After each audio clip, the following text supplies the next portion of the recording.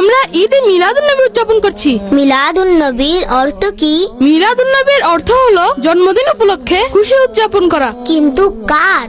যার উসিলায় আল্লাহ তাআলা এই জগৎকে সৃষ্টি করেছেন। আলা হযরত ইমাম আহমদ রাজা খান রহমতুল্লাহি তাআলা আলাইহি কতই না সুন্দর বলেছেন, वो जो ना थे तो कुछ ना था, वो जो ना हो तो कुछ ना हो, जान है वो जहान की, जान है तो জাহান হ্যায়। 12 রবিউল আউয়াল আমাদের প্রিয় ও শেষ নবী সাল্লাল্লাহু আলাইহি ওয়া আলিহি ওয়াসাল্লাম এর শুভ আগমনের দিন। এই দিনে আল্লাহ তাআলা তার মাহবুব সাল্লাল্লাহু তাআলা আলাইহি ওয়াসাল্লামকে এই দুনিয়াতে প্রেরণ করেছেন।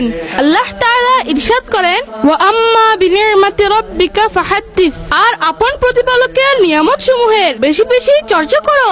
আমরা ওই নিয়ামত সমূহের শুকরিয়া আদায় করছি।